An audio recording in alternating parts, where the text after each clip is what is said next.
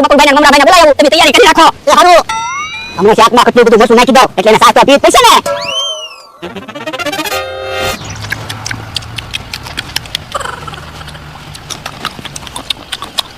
બકુલભાઈ મારી કેરી ખાઈ છે લો ખાઓ પણ એક હાથમાં મરચું છે એક હાથમાં મીઠું છે મને કેરી કેમ ખાઈ તો પણ હું કેરી ખાઈ લઉં પછી તમે કેરી ખાજો પણ એક કામ કરી તમે એક હાથમાં મીઠું રાખો અને હું એક હાથમાં મરચું રાખું આપણે બે કેરી ખાઈ પણ મારા બે હાથમાં કેરી છે પણ તમે કેરી ખાવ છો ને એમાં મને મોઢામાં પાણી આવે છે એ કેરી અને આમલી ને એવું ખાઈને એટલે મોઢામાં પાણી આવે છે તો એટલે તો ખાવ છું તો પણ એક કામ કરો ને આંખ બંધ કરી દો શું કામ હું કેરી ખાવ ઈ તમને દેખાય તો મોઢામાં પાણી આવે ને ઈ હાસુ આંખ બંધ કરી દો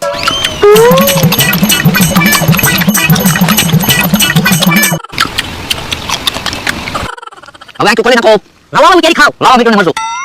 લાવો કેરી કેરી તો પડી ગઈ લ્યો બોલો એકલા કેરી ખાઈ ગયા તો એકલા તો ખાવ છું એમ ખાઈ જલસા કરવાના હોય પણ કેરી તમે ખાધી એમાં મારે કેમ જલસા કરવા બોલો ચલા હું કરો હાલો બીજી કેરી લઈ આવી અહીં હાસુ એ બકુલભાઈ મમરાભાઈ મરે ગયા ને શું કામ છે એ હાલો અમારી વાડીએ જમવા કેમ એની લોજ બનાવી ના રે અમારે કાઈ જમવાનું નથી તમે હું મફતમાં ખવડાવશો એ મે તમને મફતમાં શાક રોટલા ખવડાવશું આજ લોજ બનાવી ને એટલે મુરત છે હે તો આવવાનું થાય ને હાલો હે ઈ બધા આવ્યા બધા લોજ બનાવી અમને તો વાતે ન કરી પણ જે લોજ બનાવી છે પેલા તમને બોલાવવા જમવા પણ ઉદ્ઘાટન રખાય ને એ ઉદ્ઘાટન નથી રાખવું આજ મફતમાં તમને શાક રોટલા ખવડાવી પછી કાલથી પૈસા લેશું એ વાંધો નહીં જા આવડાને બે ખાઈ આપી દે એ હારો બોલદા તમારું હારું બનાવ્યું ને હા બહુ હારું બનાવ્યું મફતમાં જમાડે છે તો હારું બનાવ્યું હોય ને હા ઈ હાસુ યા જમવાનું કરો ચાલો એ ભરેલા રીંગણાનું શાક ને રોટલા ને એવું ખાવાનું છે હા તો જમવાની મજા આવી જાય હો હા અને 17 તારીખે વાડીએ ન આવતા કેમ એ હોને ભોળા દાદા લાગણી ફિલ્મ જોવા જવાના તમે એક નહીં બધા લાગણી ફિલ્મ જોવા જવાના છે હે તો બધા આને લાગણી ફિલ્મ જોઈશું હે હું છું બકુલભાઈ ઓહો શાક તો કેટલું બધું તીખું છે હું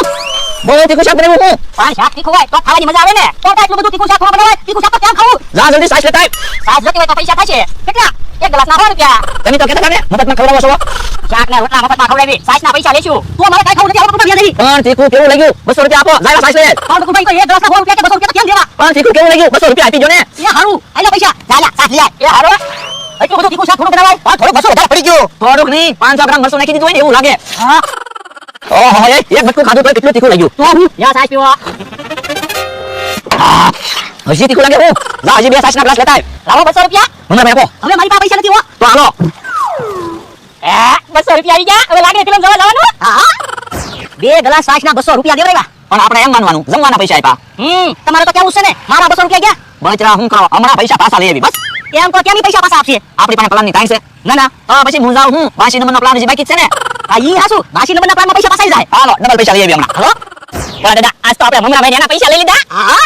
આ બકુલભાઈ મમરાભાઈ તો પાછા આવ્યા કેમ પાછા આવ્યા એક રમત લઈને આવ્યા હું એ તમારે અમને 1000 રૂપિયા આપવાના અને આચું બંધ કરી જવાની અમે તમને એક અવાજ સંભાળશું તમારે કહી દેવાનું કોણ બોલે તો અમે તમને ડબલ પૈસા આપશું એટલે તમારા પૈસા જાય બોલા દાદા અમે તો હાવ હેલે છે હો બોલો તો કોને રમવું છે મારે લાવો 1000 રૂપિયા હાલો હાલો આંખો બંધ કરી જાઓ મ્યાઉ મ્યાઉ મ્યાઉ મ્યાઉ મ્યાઉ મ્યાઉ આંખો ખોલી નાખો કહી દો કોણ બોલ્યું મમરાભાઈ ફોટો મિંદરો બોલ્યો ભાઈ બાપા હું કહેવાનો હતો મિંદરો આયા તાકે તો નામ મમરાભાઈ પણ મમરાભાઈ તો બોલ્યા મમરાભાઈ બોલ્યા પણ મિંદરા જેમ બોલ્યા ને હા બોલો કોને રમવું છે ભાઈ દાદા 1000 રૂપિયા આપો તો હમણાં પૈસા પાછા લઈ લઉં હાલો અહીંયા 1000 રૂપિયા આલી નાખ બંધ કરી જા આંખો ખોલી નાખ કહી દે કોણ બોલી એ કોઈ તરો ખોટું બકુલભાઈ બોલ્યા ભાઈ બાપા બકુલનો અવાજ નથી આવતો પણ હમણાં મમરાભાઈ બોલ્યા હતા તો આપણે મમરાભાઈ એમ કીધું તો એવડે કે મિંદરો બોલે હવે બકુલભાઈ કુતરા એમ બોલ્યા તો મેં કુતરા એમ કીધું તો એવડે એમ કે બકુલભાઈ બોલ્યા હવે એ વાત જવા દે ને હજી ક્યાં રમત પડી થઈ ગઈ એક કામ કરો 1000 રૂપિયા આપો અને આ વખતે તમે બે રમત રમો બસ એ હારું